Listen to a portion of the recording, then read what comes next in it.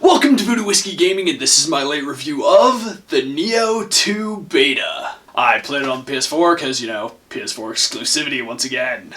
This is kind of a week of PS4 things. But never mind that, let's get into, I want to say the story, but it's less of a story, it's more of a concept at first. Whereas unlike the first game, you very much had a very guided story, you were a set character. This time around, you get to make your own character, and you're kind of just a grunt at first. I don't really know if you will grow well beyond that as the game goes along, because it was, a beta and a demo, so... But let's get into the audio. I gotta say, I enjoyed the audio. I really like the music in this game. I enjoy it. What can I say? That kind of Japanese aesthetic to the music, I liked that. As for the voiceover work, it's not exactly stellar. It's not anywhere near the worst I've heard by any means, but it's also, like I said, not the best I've ever heard. As for the sound effects, I enjoy the sound effects. I like the ambient sound in the world. I like the sound effects of the enemies. I like the sound of the combat. I think it all works very well for the game. Now, as for the gameplay mechanics, let's just call it what it is. It's definitely a Soulsborne style game or a Blood Soul style game, whatever you want to call it. But it does fill a niche that none of those other games have really filled, and that is very much the Japanese samurai style. Yes, I know Sekiro, but Sekiro was a ninja, and it did play very differently, so before those comparisons get made.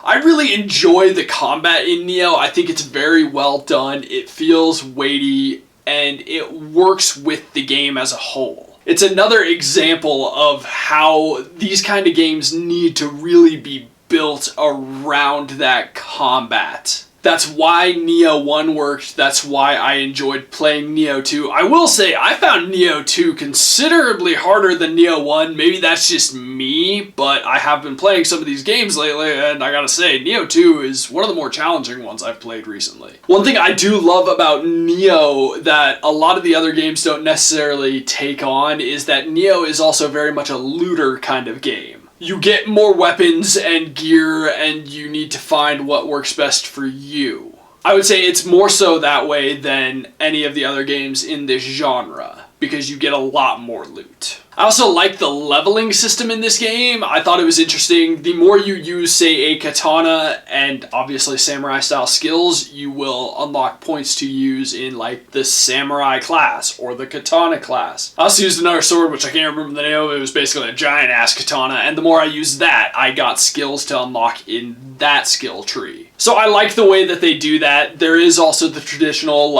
you have X number of points, a mitra, I think is what it's called, and you get to put those into your dexterity, strength, constitution, etc. Also, Nioh 2 continues the tradition of Nioh 1 in that whatever weapon you have different stances for that weapon. You have the middle stance, the high stance, low stance, and there's another one which is slipping my mind. But point being, each of those will allow you different attacks, and as you level up, you will get different attacks for each of those. You might get a new attack for your mid stance or your high stance with the katana, or whatever your other weapon is. It's pretty cool the way that they did that. I like the way it works. I am excited to see how much more of all of that stuff there is in the full game. Onto the controls. I feel the controls work very well. I didn't feel like they were ever non-responsive. Generally, like these well-balanced ones, I feel like when something went wrong for me, it was because I got too greedy, I did something dumb. I never really felt like I was being screwed because the controls weren't responding when I needed them to or how I needed them to. I very much felt like the game worked exactly like I wanted it to.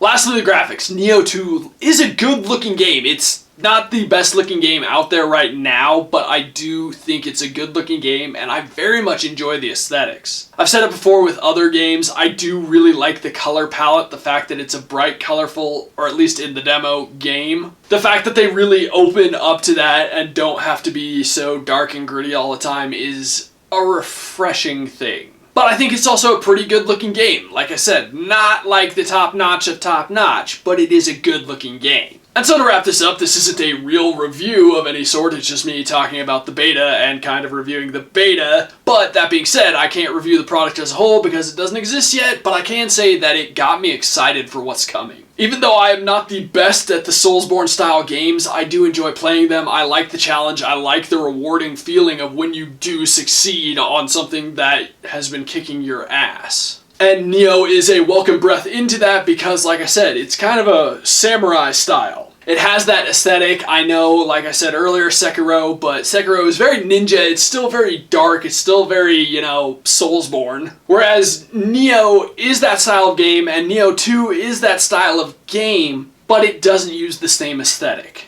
So yeah, I'm excited. I can't wait to see the full game. In the comments below, why don't you tell me, ninja or samurai? And as always, thanks for watching. If you enjoyed the video, please hit that like button. And if you like what I'm doing in general, share, subscribe. Have a good one.